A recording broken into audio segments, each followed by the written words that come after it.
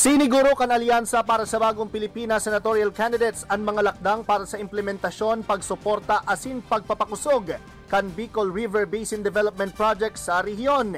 Kadtong Biyernes sa press conference na ginibo kan alyansa sa Banwaan kan Pili, sinabi ni Congressman Erwin Tulfo na makakasiguro ang mga Bicolano sa suporta na itatao kan alyansa para sa proyekto. Segundigdi, day dapat hilingon kan gobyerno ang kolor politikal kan sarong lokasyon para lang makatabang.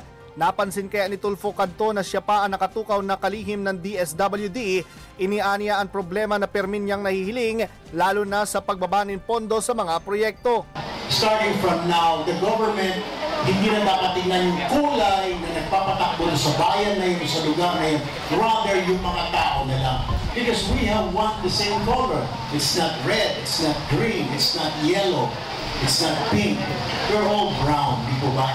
Kaya minsan may mga lugar na hindi mo nabibiyayaan ng pondo because yun nakaupo. Ibang iniisip, hindi natin kaalyado yan. Tsaka na yan, dito muna sa kaalyado. We don't like that, and I don't like that.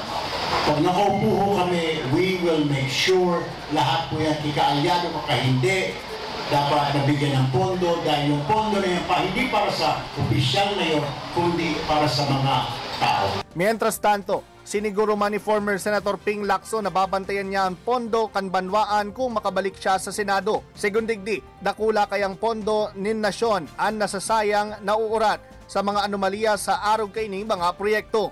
So ako, personally, yan talaga yung lagi kong binabantayan. Yung kaban ng bayan, dapat bantayan. Hindi pwedeng pikit-pikit lang tayo o itolerate natin yung mga ibang kasama natin na nanligaw ng landas na para sa get rich quick scheme, sasabayin yung pondo ng gobyerno. Kasi yung pondo ng gobyerno, yan ay pondo ng bayan, kaban ng bayan yan. So yun lang aking may contribute sa ating discussion.